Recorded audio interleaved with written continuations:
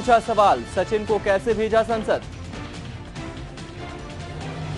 और रुपए में ऐतिहासिक गिरावट से सोना लुढ़का, शेयर बाजार में भी आया भूचाल, सेंसेक्स पहुंचा 16,000 के नीचे।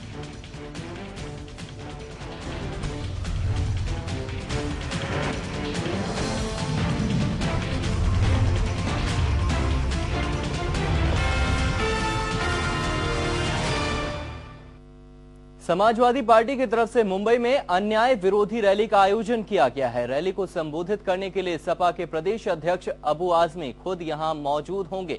ये रैली अल्पसंख्यकों को न्याय दिलाने के लिए सरकार के विरोध में आयोजित की गई है। साथ ही इस रैली के माध्यम से चलिए आपको सीधे लिए चलते हैं रैली में।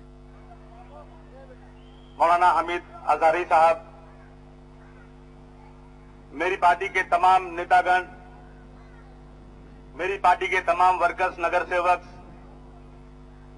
और इस धूप में आए हुए समाजवादी पार्टी के तमाम सिपाहियों, भाइयों और बहनों, मुझे मालूम है कि छुट्टी का समय चल रहा है।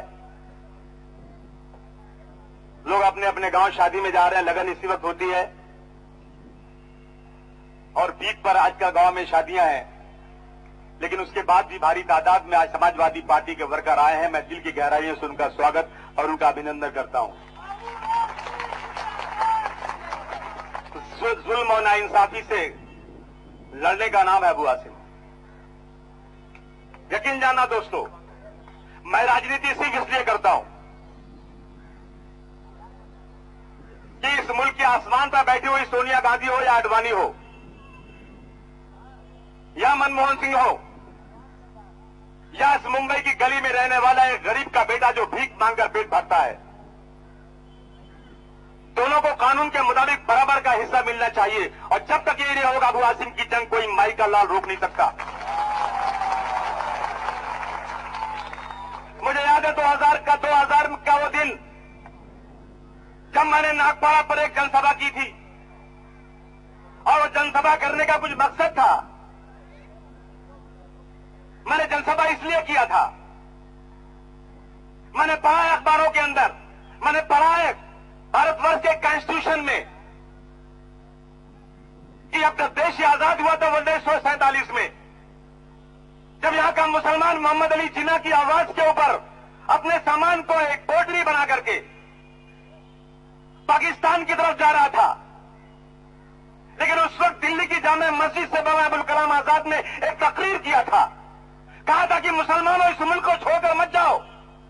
तुम्हें ताजमहल के हुस्न की कसम, तुम्हें लाल किले की दीवारों की कसम, तुम्हें जामे मस्जिद के मीनारों की कसम, ये तुम्हारे बाप दादाओं का मुल्क है, यहां उनकी हड्डियां दफन है। तुम इस मुल्क को छोड़कर मत जाओ, तुम्हें इस मुल्क में इंसाफ मिलेगा।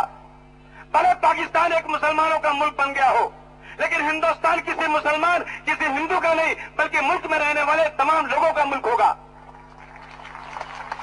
इस मुल्क में रहने वाले हिंदुओं को मंदिर में जाने से कोई के माई का लाल रोक नहीं सकता।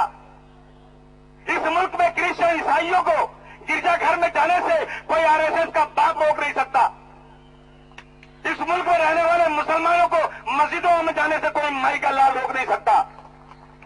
यकीन जाना उस वक्त हमारे पुरखों के बढ़ते हुए कदम रुक गए थे। हमारा सगा भाई एक मां का पैदा किया हुआ, एक भाई पाकिस्तान चला गया, दूसरा भाई हिंदुस्तान में रहता है। मैं कहना चाहता हूं हुकूमतों से, उन फिरका परस्तों से, तारीख के पन्नों को उठाओ और अगर तुम अनपढ़ हो तो जाहिलो, किसी से पावा कर देख लो। जब भी हिंदुस्तान पाकिस्तान की सरहद पर जंग हुई है, जितने मुसलमानों को तुमने नौकरी में रखा है उसके कई गुना ज्यादा हर जंग में मुसलमानों ने अपने सगे भाई को गोली से मार करके अपनी हिंदुस्तान के साथ वफादारी पेश करके बताया है। वो लोग जो आरएसएस के थे, जो अंग्रेजों के दलाली कर रहे थे, वो आज इस देश के वफादार हो गए। और उन्होंने जिन्होंने इस मुल्क को आजाद करने के लिए बहुत बड़ी जंग लड़ी थी। 1947 में जब ये देश आजाद हुआ था, यहां का मुसलमान हिंदू भाइयों के साथ गले मिलकर के तालियां बजा करके आजादी का जश्न मना रहा था। चारों तरफ चिरागा किया गया था, मिठाइयां बांटी जा रही थी, लोग एक दूसरे से गले मिलकर मुबारकबाद पेश कर रहे थे। जय हिंद के नारों से हिंदुस्तान की फजाओं में आवाज गूंज रही थी। लेकिन उस वक्त मुसलमान सबसे ज्यादा खुश था। इसलिए खुश था मुसलमान कि अंग्रेजों ने मुसलमानों से हुकूमत छीनी थी। अंग्रेजों ने मुसलमानों के साथ बहुत जुल्म किया था। याद कीजिए जरा, एक वक्त इस मुल्क में आया था, यही उलमाए कराम, यही मुफ्ती कराम, चाहे किसी मसलक के भी हो, एक एक गांव में जाकर चट्टान की तरह खड़े हो जाते थे कि अंग्रेजों को, अंग्रेजी की फरोगियत करने वाले अंग्रेज जिन्होंने इस देश को गुलाम बना लिया है, उनको हम आगे बढ़ने नहीं देंगे।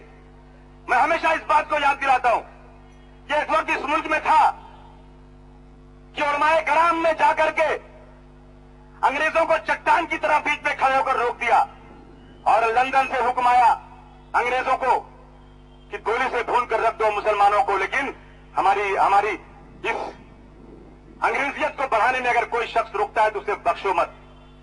70,000 उलमाए कराम का इस देश में कत्ल हुआ था। शहीद हुए थे 70,000 उलमाए कराम। 70,000 उलमाए कराम कत्ल हो गए, शहीद हो गए। मुसलमान अपनी मैयत को कंधे पर रखकर एक गांव से दूसरे गांव से तीसरे गांव तलाश करता था कि कोई आलिम जिंदा हो जो मेरी मैयत को नमाज़े जनाजा पढ़ा सके। लेकिन ऐसा भी वक्त आया कि इलाके के पूरे आलिम शहीद कर दिए गए और कोई आलिम नहीं मिला और मैयत खराब होने लगी, तो बगैर नमाज़े जनाजा के मैयत को दफना किया गया। मुसलमान खुश था बहुत आजाद होने के बाद, लेकिन उसे डर भी था इस बात का, वो गमगीन भी था इस बात के लिए कि मेरा भाई जो मेरे बगल में रहता है वो अपना घर, अपना मकान छोड़कर पाकिस्तान जा रहा है। जो मेरे बगल की दुकान वाला मेरा साथी है, मेरा अजीज, मेरा दोस्त है, वो हिंदुस्तान को छोड़कर पाकिस्तान की तरफ जा रहा है। और वो दुकान, वो मकान मेरा पड़ोसी का, मेरे अजीज का, वो उसको दे दिया जाएगा जो पाकिस्तान से यहां आ रहा है। कहीं ऐसा ना हो कि वो पाकिस्तान में हुए जुल्म का बदला मुझसे ले। मैं तो पाकिस्तान नहीं गया, मैं तो इसी मुल्क में रहा। बदन में दौड़ता सारा लहू ईमान वाला है, बदन में दौड़ता सारा लहू ईमान वाला है, मगर जालिम समझता है कि पाकिस्तान वाला है। कहीं भी छोड़कर अपनी जमीन नहीं जाते, कहीं भी छोड़कर अपनी जमीन नहीं जाते। हमें बुलाती है दुनिया, हम ही नहीं जाते। उन मुहाजिरों से अच्छे तो ये परिंदे हैं, शिकार होते हैं लेकिन कहीं नहीं जाते। और यही हुआ जो मुसलमानों को डर था, खुदा की कसम वही हुआ। जो बगल में पड़ोसी आ गया, जो दुकान उसको मिल गई, उसको मकान मिल गया, उसको उन मुसलमानों के साथ जुल्म जाती शुरू हो गई। मैं छाती ठोकर कहता हूं, अगर सारा हिंदू सांप्रदायिक होता तो एक मुसलमान इस मुल्क में नहीं रह सकता था। इस मुल्क में ज्यादातर लोग सेकुलर और हिंदू और मुसलमान में कोई अंतर नहीं चाहते, समझते। मेरे मंच पर बैठे सतीश त्रिपाठी जी, जो हुकूमत महाराष्ट्र के आईएएस अफसर थे। मैं इनकी शराफत की, इनकी जो है सेकुलरिज्म की कसम खा सकता हूं मेरे बच्चे की, इनसे बड़ा सेकुलर कोई नहीं हो सकता। ये हिंदू है, लेकिन मेरे दोस्त हैं ये। गणेश कुमार गुप्ता बैठे हैं, मेरे पार्टनर है 1979 से आज तक। मैं चैलेंज के साथ कह सकता हूं कि किसी और हिंदू से ज्यादा अच्छे हिंदू हैं, बगैर पूजा किए कभी घर से नहीं निकलते। लेकिन जब दिवाली होती है तो बिना अबू आसिम की इनकी कोई भी पूजा नहीं होती कि आसिम भाई आएंगे तो मेरी पूजा होगी, मैं उनके साथ पूजा में बैठता हूं। वो हिंदू है, वो मंदिर में पूजा करते हैं, मैं मस्जिद में नमाज पढ़ता हूं। मैं कभी नहीं कहता कि आप मस्जिद में आइए, वो मुझे कभी नहीं कहते कि आप मंदिर में आइए, लेकिन हम दोनों भाई भाई हैं। अपने मजहब पर चलो और देश की जिंदाबाद का नारा लगाओ। ये अबू आसिम ने सीखा, ये अबू आसिम करना चाहता है। याद रखना दोस्तों, आज मैं जनता की अदालत में बात कहना चाहता हूं। मैं जनता की अदालत पर मुकदमा पेश करूंगा, क्योंकि जनता ही सबसे बड़ी आज इस देश के अंदर ताकतवर है, जिसे चाहे हुकूमत में बैठाए, जिसे चाहे उठाकर फेंक दे। 2000 के अंदर मीडिया के लोग हैं यहां पर, बम्बई बमराज के लोग जमानत पर छूट रहे थे, मैं भी छूटा था। कोई गलती नहीं किया था मैंने, जबरदस्ती मुझे जेल में डाल दिया गया था। नूर खान नाम का एक आदमी खार में रहता है जो बम ब्लास्ट में बंद था। कोई गलती नहीं, खुदा की कसम। करूंगा तो बहुत लंबी हो जाएगी। उसको जमानत मिल गई कोर्ट से। टाटा कोर्ट ने जमानत देना मतलब कि आदमी बेगुनाह। एक आदमी चैलेंज कर रहा है हिंदुस्तान से बाहर बैठकर कि जितने लोग बम ब्लास्ट के छूटेंगे मैं गोली से मार दूंगा। एक मारा गया, सरकार ने कुछ नहीं किया। दूसरा मारा गया, सरकार ने कुछ नहीं किया। 6 लोग मार दिए गए, दिन के उजाले में गोली से मार दिए गए और सरकार नपुंसक और हिजड़ों की तरह से बैठकर तमाशा देखती रही। मैं एक बार नहीं 1000 बार कह चुका हूं, याद रखना मैं किसी के बाप से डरता नहीं। मैं डरता हूं तो ऊपर वाले से डरता हूं, जिसे अल्लाह या भगवान कहते हैं। याद रखना मैं कभी हुकूमत से मदद नहीं मांगता। हुकूमत के भरोसे जिंदा नहीं हूं। यहां पर मैं ऊपर वाले के भरोसे जिंदा हूं। याद रखना, छगन भुजबल हो या आर पाटिल या ये हमारे मिस्टर क्लीन जो आए हैं पृथ्वीराज चौहान, अरे तुम तो बहुत बौने छोटे लोग हो। अमेरिका का ओबामा भी मेरा बाल बांका नहीं कर सकता। याद रखना इस बात को। मैं डरता हूं तो ऊपर वाले से डरता हूं। मुझे याद है जब नूर खान को गोली लगी, कार में बैठा था, पेट में गोली लग गई, मौत और जिंदगी के बीच में तड़पा रहा था। मैं एक राजनीतिक कार्यकर्ता हूं। मैंने उसको अस्पताल से एक एम्बुलेंस में बिठाया, साथ में नर्स बैठी, पूरा का पूरा मशीन लगी हुई है। उसको मौत और जिंदगी में मर रहा है और एक आदमी बाहर बैठकर कहता है कि मैं जब चाहूंगा मार दूंगा उसको, और सरकार बैठ के तमाशा देख रही है। इंसाफ पसंद जनता से पूछना चाहता हूं, अगर मैं उसको लेकर के होम मिनिस्टर के पास गया तो क्या गलती किया मैंने कहा कि आप पूरी ताकत के साथ मुकदमा चलाइए और ये आतंकवादी है तो फांसी के फंदे पर चढ़ा दीजिए। अबू आसिम का बाप भी बोलने नहीं आएगा क्योंकि हम आतंकवादी को सजा दिलवाना चाहते हैं। लेकिन आतंकवादी को सजा कोई आदमी नहीं देगा, सजा देगी कोर्ट और कचहरी और पुलिस ले जाके पेश करेगी। लेकिन अगर एक आदमी अपने आप को कोर्ट से बड़ा समझता है तो इस आदमी को पुलिस की सिक्योरिटी दो और इसको भी जीने का हक दो। क्या गलती किया मैंने भाई? कोई गलती किया क्या? और जब मैं गया, छगन भुजबल उस वक्त होम मिनिस्टर थे, जब गया उनके पास मैं तो उसी दिन बोला कि सोनिया गांधी के पल्लू में बैठ के लड्डू खा रहा नारायण राणे। बोला उस दिन, क्योंकि ये किसको अपना बाप बोलते थे? बाला साहब ठाकरे को, जब तक सोनिया गांधी के पल्लू में नहीं बैठे थे। बोला कि आजकल छगन भुजबल के बंगले पर आईएसआई वालों का आना बहुत ज्यादा है। तो कौन आईएसआई वाला? बोले अबू आजमी। आईएसआई बोलना या पाकिस्तानी बोलना, मैं अपनी मां को गाली समझता हूं। और याद रखना, मैं सब बर्दाश्त कर सकता हूं, मेरी मां को गाली दोगे ना तो कभी बर्दाश्त नहीं करूंगा इस बात को। नारायण राणे बोला आईएसआई का मुझको, तो मैंने एक मीटिंग किया कि जबान संभाल ले, हम इस मुल्क के रहने वाले हैं, तुम लोग फसादी हो जो इस मुल्क को तोड़ना चाहते हो। मैंने उसी मीटिंग में नाक पाया कि बोला था खुदा की कसम कि जब मुंबई में 1992-93 फसाद हुआ था तो मेरे कुलाबा में गणेश भाई के घर के सामने मंदिर के बाहर शिवसेना वाले महाआरती कर रहे थे। अगर गलत हो तो गणेश कुमार गुप्ता भी खड़े होकर बोल दे। मैंने कहा गणेश भाई आप क्यों नहीं महाआरती में जाते, आप तो बहुत बड़े पुजारी हो। तो गणेश भाई ने कहा वो मंदिर की पूजा नहीं हो रही बल्कि गुंडागर्दी हो रही है। क्या इनका बोलना था कि मस्जिद के बाहर नमाज पढ़ोगे तो हम भी महाआरती करेंगे। ये मैंने कहा था शरद पवार साहब से, मौलाना जलाउद्दीन बुखारी साहब के साथ जाकर के, कि मस्जिदें पूरी भरने के बाद मुसलमान सड़क पर नमाज पढ़ने मजबूरन आता है। ऐसे शिवसेना वाले तुम महाआरती कर रहे हो ना तो पूरी मंदिर भर लो, उसके बाद बाहर आओ। मैं भिंडी बाजार के वो मुसलमान जिसको तुम कट्टरपंथी बोलते हो, खुदा की कसम उनको लाकर रूह अफ़ज़ा का शरबत पिलाऊंगा हिंदू भाइयों को। ये मेरे टेप में है, निकालो टेप, उसको सुन लो है कि नहीं उसमें। अगर मैं हिंदू विरोधी हूं, अगर मैं सांप्रदायिक हूं तो मैं ये बात क्यों बोलूंगा? मैंने कहा था कि अगर महाआरती में पूजा करना है ना तो भगवान का नाम लो। ये नारा मत लगाओ कि मुसलमानों का एक ही स्थान कब्रिस्तान या पाकिस्तान। क्या गलत कहा था मैंने भाई? बोलो, गलत कहा था क्या? मेरे ऊपर मुकदमा हो गया, एक मुकदमा नहीं 550 मुकदमा हो जाए। मैं तो कह चुका हूं कि 1994 में जब जेल से छूटा था तो मैं अपने नफे और मुनाफे की जिंदगी समझता हूं। ये जिंदगी जनता के काम में चली जाए तो भी मुझे कोई एतराज नहीं है। लेकिन मैं हुकूमत के सामने घुटने टेक करके जाकर इनकी दी हुई मेहरबानी की जिंदगी जीऊं। याद रखना, मैंने टीपू सुल्तान की वो बात गांठ बांध कर रख ली है कि भेड़ की तरह से 1000 दिन जीने से बेहतर एक दिन की शेर की जिंदगी जीना बेहतर है। मैं पूछना चाहता हूं आज सरकार से कि तुमने अबू आसिम के खिलाफ सैंक्शन दिया 153A में, क्योंकि अबू आसिम तुमको सबसे ज्यादा सांप्रदायिक आदमी नजर आता है।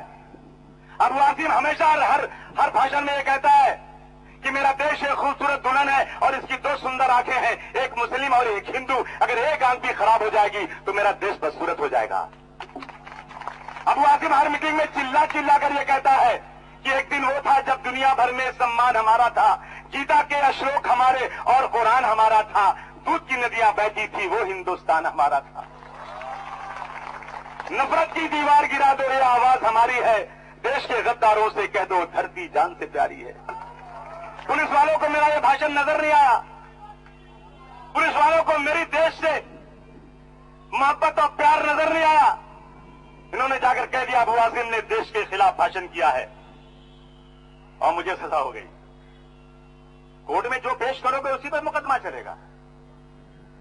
सीडी को कट पीट करके ऐसा पेश किया गया कि अबू आसिम तो जहरीली बात बोलता है, मोहब्बत की बात आज तक बोला नहीं, क्योंकि कांग्रेस के तंबू में घबराहट है। और इंशाअल्लाह ताला आज नहीं तो कल कांग्रेस को भी हम लोग उसी तरह से, जैसे एक गंदा टिश्यू होता है ना, नाक साफ किए उठाकर फेंक दिए, ऐसे ही फेंक देंगे इंशाअल्लाह। मुझे बता दो, आज 1966 से बाल ठाकरे ने शिवसेना शुरू किया। उसका एक अखबार था मार्मिक अखबार उठाकर देख लो। और यहां अखबार, यहां है टीवी वाले, यहां है प्रेस वाले। एक बार नहीं, कई 1000 बार नफरत बोई गई है। तकरीरों के जरिया, भाषण के द्वारा, अखबारों में एडिटोरियल के द्वारा। 1984 में चौपाटी के ऊपर हुजूर सल्लल्लाहु अलैहि वसल्लम कहते हैं, दुनिया में जितने लोग हैं एहतराम के काबिल, दुनिया में जितने लोग हैं एहतराम के काबिल, मैं सबको मानता हूं मगर मुस्तफा के बाद। उस हुजूर सल्लल्लाहु अलैहि वसल्लम के खिलाफ भाषण किया गया, फसाद हुआ, बहुत बड़ी तादाद में लोग मारे गए। 1984 में मुंबई जिले के भिवंडी तक जल उठा। लेकिन उस भाषण के ऊपर क्या कार्रवाई किया सरकार ने, मैं पूछना चाहता हूं। सजा क्यों नहीं हुई आज तक? अबू आसिम को, जो हिंदू और मुसलमानों की मिलाने की बात करता है, उसको सजा दिला करके क्या मैसेज देना चाहते हो आप कि अबू आसिम जेल चला जाएगा तो यहां समाजवादी पार्टी खत्म हो जाएगी? याद रखना, 1992 के पहले अबू आसिम कोई राजनीतिक आदमी नहीं था। तुमने जुल्म किया ना, तो मैं चट्टान की तरह तुम्हारे सामने खड़ा हो गया। और अबू आसिम पर मुकदमा करोगे ना, तो 10, 20, 50 और अबू आसिम मुंबई में इंशाअल्लाह पैदा हो जाएंगे। 1992-93 मुंबई में फसाद हुआ था। मीडिया वाले हैं यहां पर, कोई गलत बात हो तो बोल देना मुझे। 2 चरण में 2 बार फसाद हुआ था 1992 का, 7 जनवरी के पहले, उसके बाद। और फसाद के बाद श्री कृष्णा की अदालत बैठाई गई और शिवसेना और बाल ठाकरे को इसका जिम्मेदार ठहराया गया। एडिटोरियल जो लिखा था इन्होंने फसाद के बाद, उस एडिटोरियल पर फसाद हुआ, उसमें लिखा कि शिव सैनिकों ने बता दिया अपनी ताकत। मुझे गर्व है इस बात का कि शिवसेना ने बाबरी मस्जिद को तोड़ा। मुकदमा चल रहा है कि कौन तोड़ा, और एक आदमी कह रहा है मैंने तोड़ा, मेरे शिव सैनिकों ने तोड़ा। और सरकार तलाश कर रही है, एविडेंस नहीं दे रही है कि कौन तोड़ा। सामने मुजरिम खड़ा है, लेकिन मुजरिम की तलाश पूरे देश में हो रही है। कौन सा कानून है? बर्बाद गुलिस्तान करने को बस एक ही उल्लू काफी है। हर शाख पे उल्लू बैठा है, अंजामे गुलिस्तान क्या होगा? 1992 में फसाद हुआ, सजा क्यों नहीं हुई आज तक? दोस्तों, की रिपोर्ट में लिखा हुआ है। मुझे याद है वो जो चेंबूर का एक एमएलए है, क्या नाम उसका, दलित, चंद्रकांत हंडोरे, ये गए थे ये महानगर के अखबार के एक आदमी को लेकर गए थे, रिपोर्टर को, बाल ठाकरे के पास कि आप मुंबई में अमन शांति ला दीजिए। अरे तुमको अमन शांति लाना तो चीफ मिनिस्टर से बात करना चाहिए, लेकिन ये गए थे कहां, बाल ठाकरे के पास। तो बाला साहब ठाकरे ने उसको कहा था अखबार वाले के सामने, शिव सैनिकों को फोन लगाकर कहा कि भाई कुछ मैसेज दिया शिव सैनिकों को, और इनको सुना दिया कि मैंने अमन का पैगाम दे दिया, यानी अमन का नहीं बल्कि लड़ाई झगड़े का पैगाम सामने सामने दिया चंद्रकांत हंडोरे के। बोला चंद्रकांत हंडोरे मारी मराई, चुप रहो, कुछ बोलो मत, बाहर निकल कुछ बोलना मत, चुपचाप रहो, बड़ी बेइज्जत होकर निकले, बड़े बेआबरू होकर तेरे पूछे से हम निकले। उसके बाद वो पेपर वाला बेचारा था तगड़ा आदमी, उसने सब लिख दिया कि हम लोग गए थे बाला साहब ठाकरे के घर पर मेयर साहब के साथ कि मुंबई में शांति ला दीजिए, लेकिन बाला साहब ठाकरे ने ऐसे ऐसे बहुत जबरदस्त क्रोधी और आतंकवाद को, नफरत को बढ़ाने वाला जुमला बोला। लेकिन आज तक हंडोरे जी को बार बार बुलाया गया कि आओ श्री कृष्णा की अदालत में गवाही दो, लेकिन हंडोरे कभी नहीं गया आज तक, हिम्मत ही नहीं, कैसा जाएगा। मैं दोस्तों, एक रियाजुद्दीन नाम का पुलिस वाला, रियाजुद्दीन देशमुख नाम का, औरंगाबाद में नौकरी कर रहा था। उसका बेटा जिसका नाम ख्वाजा मोइनुद्दीन, उसने एक अखबार निकाला, उस अखबार का नाम था कासिदे वक्त। उसने देश उन्नत की एक खबर को ट्रांसलेट करके उर्दू में छाप दिया, क्योंकि उर्दू वाले अखबार वाले क्या करते हैं बेचारे, इनके पास साधन कम रहता है, तो ये क्या करते हैं कि अंग्रेजी और मराठी और हिंदी अखबारों का ट्रांसलेट करके छाप देते हैं, इनकी दुकान चल जाती है। कासिदे वक्त ने देश उन्नत की एक खबर को जो सिमी के बारे में थी उसे ट्रांसलेट करके उर्दू में छाप दिया। पुलिस ने उसको गिरफ्तार कर लिया कि ये सिमी का सपोर्टर है। अरे भाई, मैंने वही छापा है जो मराठी में छपा था, वही ट्रांसलेशन है, लेकिन बेटा तुम मुसलमान है ना, चल, उसको मुकदमा कर दिया। मुकदमा शुरू हो गया। उसने अपने बाप से कहा तू मेरा बाप पुलिस वाला है, मैंने एक देश के फेवर में सिमी के खिलाफ एक न्यूज लगाया है, मगर वो सिमी के फेवर में कैसे बताई जा रही है, मुझे बचाओ। उसके मजबूर बाप ने ह्यूमन राइट को चिट्ठी लिखा, उसके मजबूर बाप ने राष्ट्रपति, देश के राष्ट्रपति को चिट्ठी लिखा, उसके मजबूर बाप ने प्रधानमंत्री, गृह मंत्री, मुख्यमंत्री, तमाम डिपार्टमेंट को पूरी की पूरी हिस्ट्री लिखी, और जो उसने छापा था उसकी कटिंग लिखी, और मराठी और हिंदी का ट्रांसलेशन भेजा कि मेरे बेटे के साथ नाइंसाफी हो रहे हैं, इंसाफ करो। सारे डिपार्टमेंट ने जहां जहां चिट्ठी भेजा था, उन्होंने सारे ने उठाकर उस चिट्ठी को पुलिस स्टेशन में भेज दिया कि इसकी इंक्वायरी करो। अब वो पुलिस वाले, वो एडिशनल कमिश्नर साहब जिन्होंने होम मिनिस्टर के जो सेक्रेटरी साहब थे, उन्होंने कहा ये मुसलमान पुलिस वाला, इसकी हैसियत इतनी कि हमारे खिलाफ ये चिट्ठी लिखता है राष्ट्रपति को कि जिसने मुकदमा किया उसको डिसमिस करो और मेरे बेटे से मुकदमा उठाओ। मुकदमा गलत था, पता है आपको। बैठे हैं मेरे सामने आईएएस अफसर जो देश को चलाने वाले हैं, त्रिपाठी साहब, मैं आपको दिखाऊंगा पूरे कागज। जब ये चिट्ठी आई पुलिस स्टेशन में, तो उसके बाप को बुला करके उसके ऊपर, रियाज देशमुख पुलिस वाला, उसके ऊपर एक मुकदमा बनाया बम ब्लास्ट का और देशद्रोही का, उसने भी मुकदमा चालू कर दिया। अब बेटा था, बाप भी लग गया, क्योंकि बाप बेटे को छुड़ाना चाहता था। फिर क्या हुआ, मुकदमा चलता रहा, लेकिन पुलिस वाला भी हिम्मत था, भागता रहा भागता रहा भागता रहा।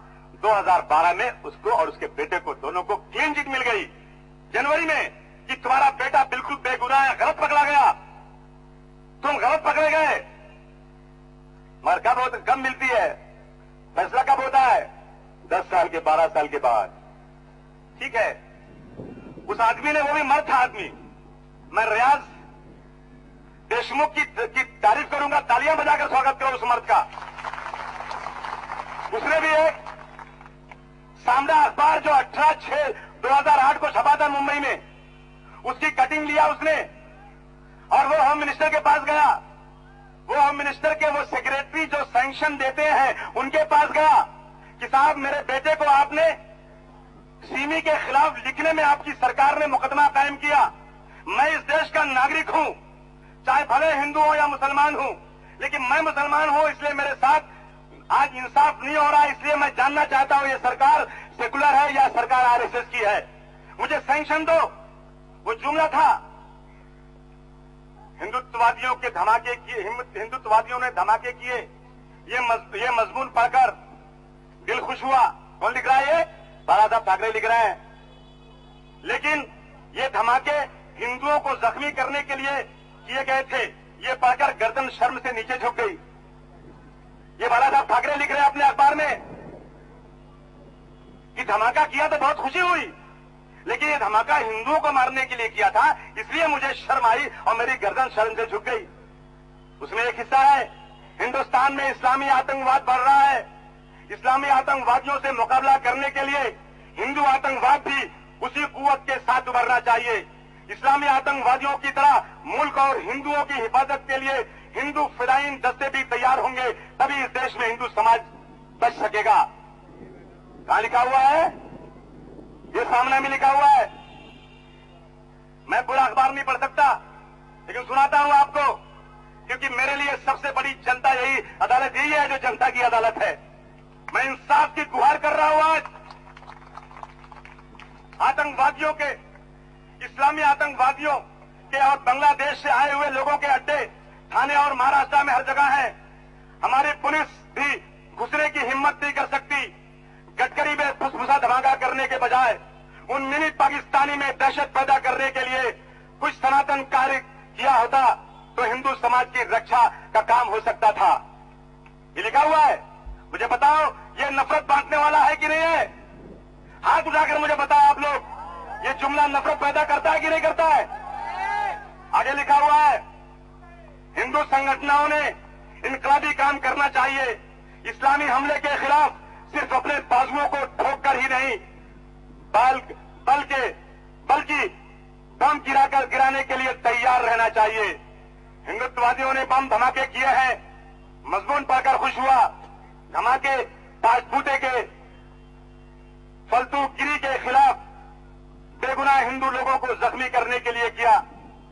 बम बनाते हैं और हिंदुओं की बस्तियों में लगाकर दुबारे और हमारी धज्जियां उड़ाते हैं। उनसे हमारे हिंदू जागृत वालों ने कोई सबक हासिल नहीं किया। इस पर जिन लोगों ने ये काम किया उनकी जिम्मेदारी लेने के लिए सनातन वाले भी तैयार नहीं और जागृत वाले भी तैयार नहीं। यानी ये उभार रहे हैं कि बम बनाओ और बम मारो। ये फुसफुसा बम ठीक नहीं है। इसलिए दोस्तों, आज मैं जनता की अदालत में पूछना चाहता हूं कि 1966 से 2012 तक उन लोगों ने जिन्होंने इस देश के अंदर एक जगह नहीं हजारों बार देश को बांटने, धर्म को बांटने के भाषण किए हैं, उनके ऊपर मुकदमा कायम करके मुकदमा उठा क्यों लिया गया? आप समझते हैं कि अबू आसिम के ऊपर मुकदमा करके अबू आसिम की जबान को काट देंगे? कोई माई का लाल अबू आसिम की जबान काटने वाला पैदा नहीं हुआ आज तक। 15 बार इस देशमुख ने जाकर के रिमाइंडर दिया, उसके बाद इन राइटिंग रिमाइंडर है। आज हम सरकार से पूछेंगे जाकर कि इतना भयानक मजमून एक बार नहीं 50 बार, इतना भयानक मजमून आने के बाद और उस रियाज देशमुख के सैंक्शन मांगने के बाद आज तक आपने 2008 से 2012 तक सैंक्शन क्यों नहीं दिया? और अबू आसिम के खिलाफ बात को काट काट कर पेश करके सैंक्शन देकर के अबू आसिम को सजा दिलाने में आपको क्यों मजा आ रहा है? तैयार होना कार्यकर्ताओं, तैयार होना तुम लोग। तोगड़िया, परवीन तोगड़िया, उसके पास कोई प्रेम की बात ही नहीं। खुलेआम मुसलमानों के खिलाफ, हिंदू और मुसलमानों को लड़ाने की बातें बार बार करता है, लेकिन उसके ऊपर मुकदमा